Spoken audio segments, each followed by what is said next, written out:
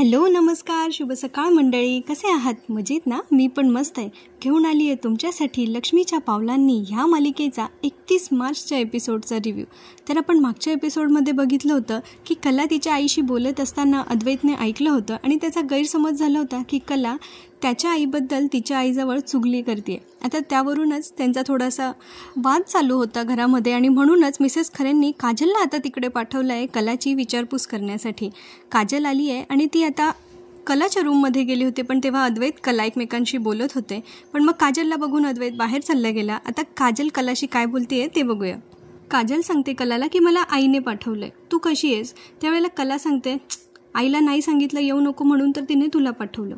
काजल म्हणते ते जाऊ दे, दाजी खूप चिडलेत का तुझ्यावर? पण तुमच्या आत्याच्या बोलण्यावरून काही तसं वाटलं नाही, म्हणजे ते खूप शांतपणे तुझं ऐकून घेत होते म्हणून म्हटलं. तेव्हा कला तिला सांगते हे बघ आईला सांग इथे सगळं ठीक आहे, तसं ठीकच आहे सगळं, आणि हे बघ त्याला जर बोललं ना, व्यवस्थित समजावून सांगितलं ना, तर थोडा वेळ लागतो पण त्याला समजतं, तो ऐकून घेतो. अगं बोलण्याच्या ओघात कला बोलून जाते की मुळात हे सगळं कोण करतंय ना हे मला आता कळलंय आणि त्यामुळे त्याला कसं समजवायचंय हे आता मला चांगलं जास्त समजलंय. तेव्हा काजल म्हणते एक मिनिट, कोण करतंय हे समजले म्हणजे काय म्हणायचं आहे तुला? तर कला सांगते नाही जाऊ दे, तू आता घरी जा, उशीर झाला, आई वाट बघत असेल. काजल निघतच असते पण पुन्हा पाठी वळून ती कलाला एक गोष्ट सांगायला येते की या घरात तू सगळं काही एवढं धीराने कसं सांभाळतेस, म्हणजे मी असते तर नसते करू शकले. तेव्हा कला म्हणते म्हणजे मी करू शकली नसते म्हणजे काय म्हणायचं आहे तुला? तेव्हा ती सांगते नाही अगं, म्हणजे मी फक्त कम्पेअर करत होते की मी जर तुझ्या जागी असते तर मी ही गोष्ट नसते सहन करू शकले, तू किती धीराने सगळं सहन करतेस. तेव्हा कला म्हणते जाऊ दे, तू आता घरी जा, तुला माहिती आहे ना आई किती टेन्शन घेते, तिला जाऊन सांग की आता सध्या तरी आमच्यामध्ये सगळं काही व्यवस्थित आहे, काळजी करू नको. ओके. आता ती निघून जाते काजल तिकडून. दुसरीकडे आत्ताच झालेल्या या सगळ्या वादावादीवरून सुख पावणारे जे 3 प्राणी आहेत म्हणजे रोहिणी, नैना आणि राहुल, ते तिघं एकाच ठिकाणी बसून ह्या सगळ्या गोष्टींचा आनंद घेत असतात. राहुल म्हणत असतो की जसं माझ्या गेममध्ये मला एक्साइटमेंट असते ना, कोण जिंकणार कोण हरणार, तसंच त्याच्यापेक्षा वरचा क्लास असा आजचा काहीतरी गेम होता, मजा आली, आजचा दिवस सार्थकी लागला. म्हणजे अशा गोष्टींमध्ये ज्यांचं जीवन सार्थक वाटतं त्यांना त्यांच्या बुद्धीची कीव करावी तरी किती. राहुल पुढे म्हणतो तो अद्वैत तर असा पॉपकॉर्नसारखा फुटफुटत होता. तेव्हा नैना म्हणते खरंच रे, म्हणजे इकडची काडी तिकडे पण नाही करावी लागली आपल्याला, आपोआप सगळं झालं. रोहिणी म्हणते पण आता आपल्याला शांत बसून नाही चालणार, आता आपल्याला ह्या गोष्टीचा फायदा घेऊन काहीतरी जबरदस्त प्लॅन करावा लागेल. त्यावेळेला नैना म्हणते की मॉमीला तुम्ही फक्त सांगा काय करायचं आहे, आम्ही रेडी आहे. त्यावेळेला आता रोहिणी म्हणते की आपल्या घरामध्ये ना अपशकून वगैरे ह्या गोष्टींवर फार चर्चा होत असते, तर आपल्याला आता हे पटवून द्यावं लागेल की कलामुळे अद्वैतचं आयुष्य कसं धोक्यात आहे. आता याच्यावर ते काय प्लॅनिंग करणार आहेत आणि त्याचा परिणाम कला अद्वैतच्या नात्यावर काय होणार आहे हे पुढे बघणं मनोरंजक ठरणार आहे. पुढच्या सीनमध्ये आबा त्यांच्या रूममध्ये बसलेत आणि त्यांच्या डोक्यातून कला अद्वैतच्या वादावादीचा भांडणाचा विषय काही जात नाहीये. त्यांना पुन्हा पुन्हा त्यांचे झालेले आत्ताचे वाद जे आहेत ते आठवत आहेत. आबा विचार करत होते की हे सगळं आता काय सुरू आहे. नाही, हे सगळं थांबायला पाहिजे, हा शाप मोडायला पाहिजे असा विचार आता आबांच्या मनात येतोय. आबांना आता ही काळजी काही सहन होत नाहीये आणि ते म्हणतात नाही मला जावंच लागणार आहे. तेवढ्यात तिथे रजनी मॅम आबांना पाणी घेऊन येतात आणि म्हणतात आबा अहो कुठेच निघालात तुम्ही? तेव्हा ते सांगतात की ड्रायव्हरला गाडी तयार करायला ठेव आणि मला पळसंब्याला जायचं आहे म्हणून. रजनी मॅमला ऐकून धक्का बसतो की अचानक आबा कुठे निघाले. त्या आबांना विचारतात की असं अचानक का चाललेत तुम्ही, काय झालंय? पण आबा सांगतात की हे बघ आता मला कुठल्याही प्रश्नांची उत्तरं द्यायची नाहीयेत, मला काही संकेत मिळाली आहे आणि त्याच्यासाठी माझं पळसंब्याला जाणं खूप गरजेचं आहे. माझं मन मला सांगायला आहे की काहीतरी अघटित घडणार आहे, नाही मला त्यासाठी पटकन पळसंब्याला गेलंच पाहिजे. रजनी सांगतात अहो आबा पण मी तुम्हाला एकटं नाही जाऊ देणार, मी एक काम करते, सोहमला तुमच्यासोबत पाठवते. तेव्हा आबा त्या गोष्टीला नकार देतात की ही गोष्ट कोणालाही कळली नाही पाहिजे, मी एकटा जाणार आहे. मग रजनी मॅम म्हणतात की मी अद्वैतला तरी सांगते.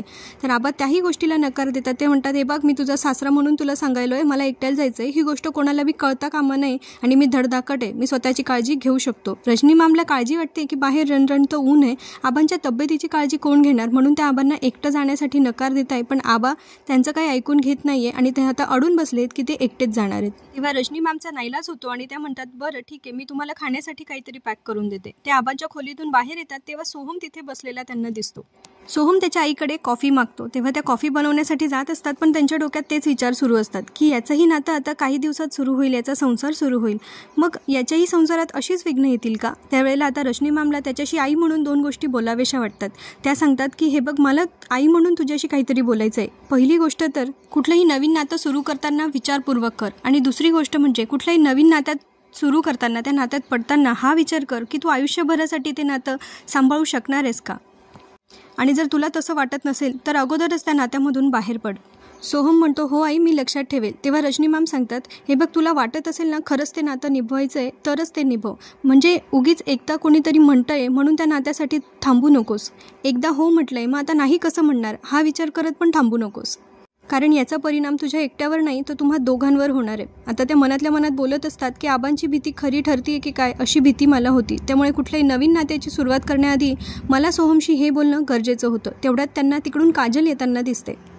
आणि रजनी मॅमला असं वाटतं की सोहमने कोणाशी तरी मनातलं बोलावं आणि ती व्यक्ती म्हणजे काजल असेल. त्या काजलला सांगतात की तू जरा त्याच्याशी जाऊन बोलतेस का, म्हणजे अनामिका आणि त्याच्या नात्याबद्दल त्याला नेमकं काय वाटतंय हा तुझ्याशी मोकळेपणाने बोलू शकेल.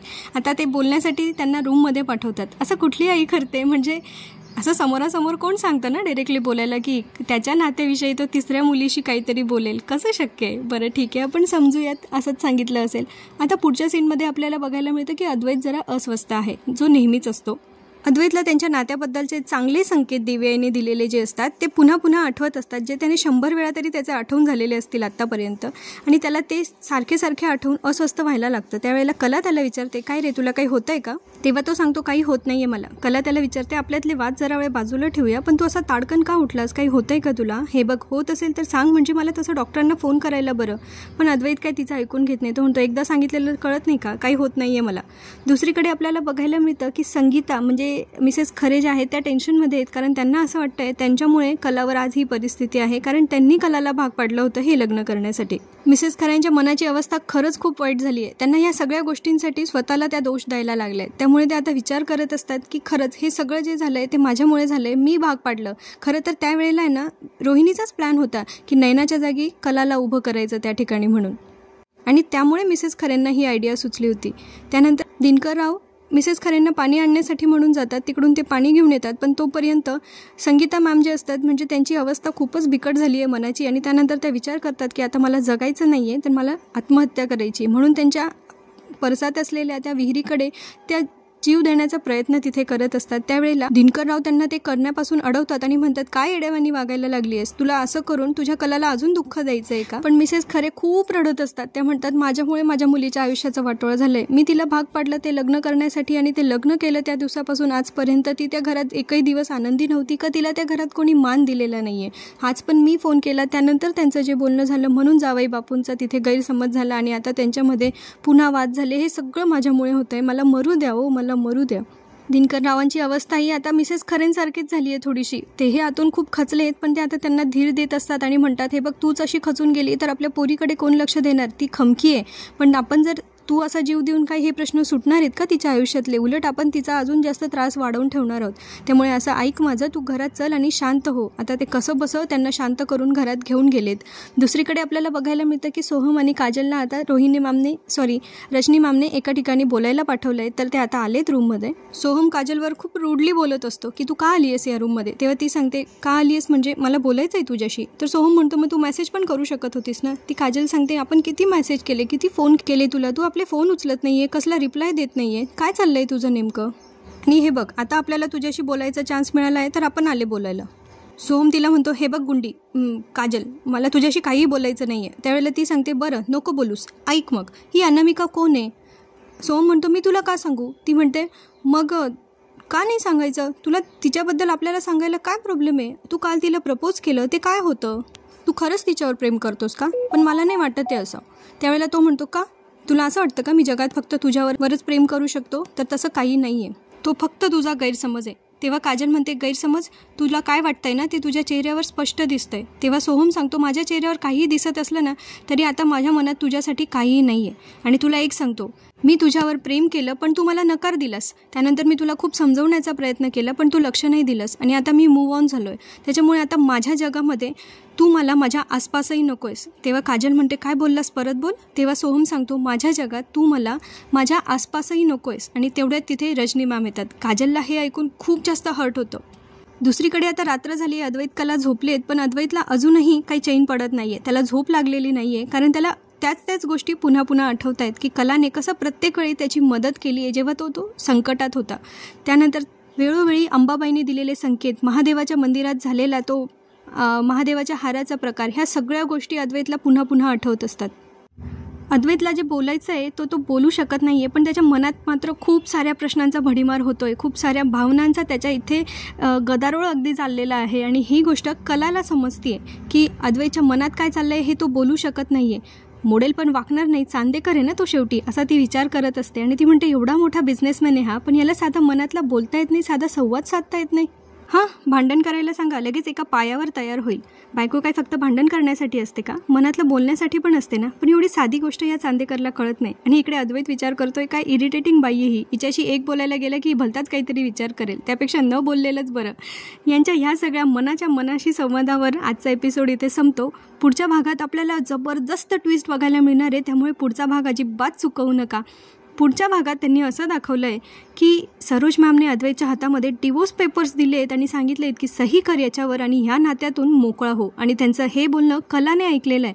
आणि कला आता त्याला म्हणत असते, जर तुला ह्या डिवोर्स पेपरवर सही करून मोकळं व्हायचंच होतं तर मग ती बोर्डकडे हात दाखवते आणि म्हणते, मग हा सगळा घाट तू कशासाठी घातलायस?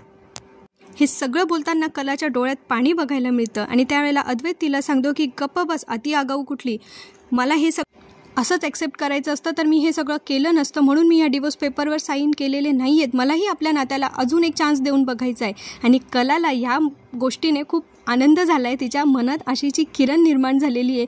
आता यांच्या नात्याचा नव्याने विचार अद्वैत करू शकेल का, की मग घुमून फिरून हे शेवटी पुन्हा त्याच निष्कर्षावर येतील की ह्या दोघांना वेगळं व्हायचं आहे. तिकडे आबा गेलेत पळसंभ्याला, त्याचा पुढे काय होणार आहे. आणि रोहिणीच्या मनातली जी प्लॅनिंगची एक भावना आहे की काय करायचं आहे यांना, म्हणजे कुठल्या अपशकुनाच्या जोरावर ह्या दोघांना वेगळं करायचं आहे, ह्या सगळ्या गोष्टींचा आपल्याला पुढच्या काही भागांमध्ये मस्तपैकी एंटरटेनमेंट बघायला मिळणार आहे. तर पुढचे भाग चुकवू नका, त्यासाठी चॅनलला सबस्क्राईब करून ठेवा. व्हिडिओ आवडला असेल तर लाईक आणि शेअर करा.